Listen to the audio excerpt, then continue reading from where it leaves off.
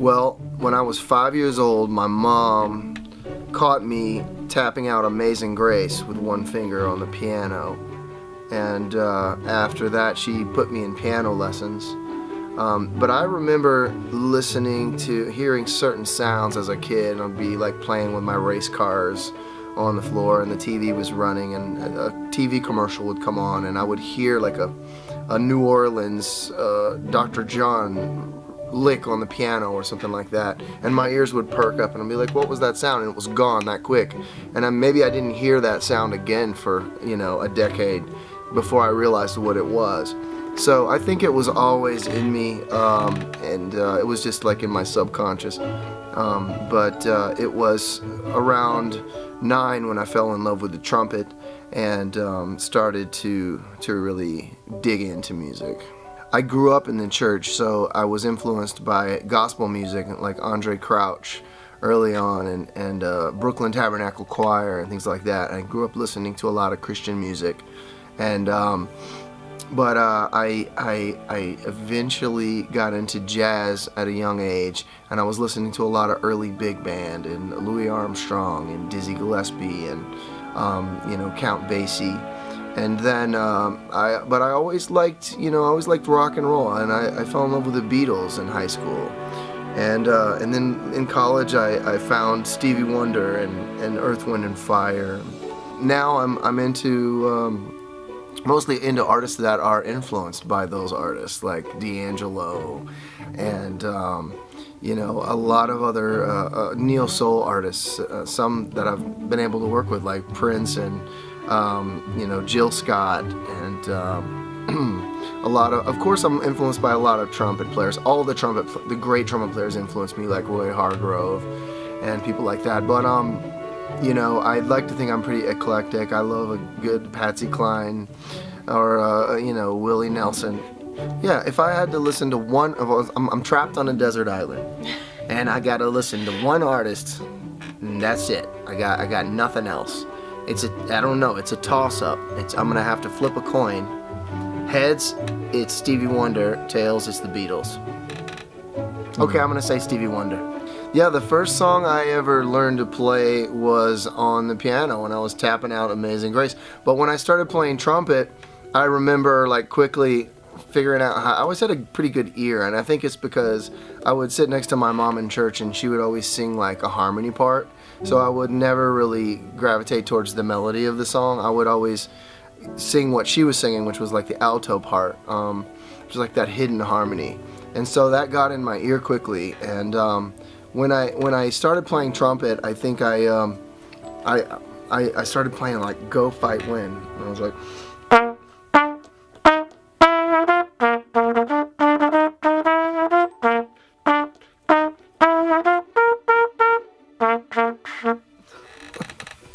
gotta warm up. I had been working in the music industry for about 12 years and doing horn and string arrangements in gospel music primarily. And one day I got a call, and I had been referred to Prince. And this was like, I fell out of my chair. It was just amazing. It's an incredible opportunity you dream about. And so I began this long, tedious process of auditioning for Prince. And I was doing a lot of recordings for him, and we were going back and forth, although I had never spoke with him. And then time was going by. I had done a lot of work for him, and all of a sudden they dumped like 3 songs in my lap, and were like, here's some more homework for you. And so I called the musical director, and I was like, hey, listen, I do this for a living, so I can't keep just doing this stuff. It's taking like hours and hours and hours, weeks sometimes, for one song. So I can't keep doing it. She cut me off. She said, Phil, I understand. I know what you're gonna say. Hold up, he's standing right here. I'm gonna call you right back. So she calls me back in about 20 minutes. She says, Phil, can you fly in tomorrow? And I'm like, what are you talking? I'm scrambling for my calendar. What do I have tomorrow? My mind went blank. I was like, yeah, I can. What happened? She said, well, I told him you wanted to know what was up. And he responded by saying, just get him here. And so the next thing I know, the next morning, I'm flying first class for the first time. He picks me up in a limo. I fly first class to Paisley Park. I get there, and I meet the man, and he's giving me a tour of Paisley. And I've never seen anything like it. It's like pianos shaped like spaceships, and You know, there's like murals all over the ceiling of the sky and all kinds of, you know, and I'm hearing like in the faint distance, I'm hearing like doves crying. It's like, and so he had some doves in cages there, and you know, he takes me into this room, this conference room, and there's this long conference table. He's like, sit here to the left of the head of the table. He sits at the head of the table, and then he just started to talk to me about what he wanted to do.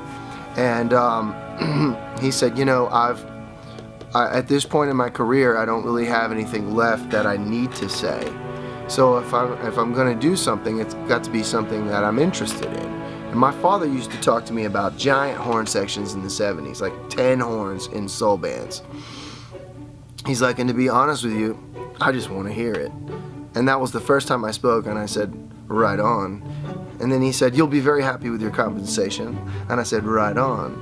And then we began to hang out for the rest of the day, and he was playing guitar and playing a new song that he wrote, and we were just talking about the music industry and the state of music in the world, and it was a really incredible experience that led to me leading an 11-piece horn section for him. We went on Arsenio, we did Chicago, we did Curacao, we did the North Sea Jazz Festival, we did Montreux Jazz Festival in Geneva, and man, it was just incredible, an incredible time. And he would push me.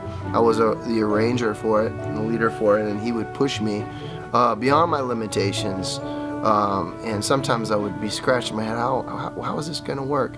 And it always worked. And I learned a great deal from that man, and consider it a great honor that I was able to be a part of that before he went on to the next life. Hi, I'm Phil Lassiter. I'm here with Musicians Toolkit. Tune in for my takeover.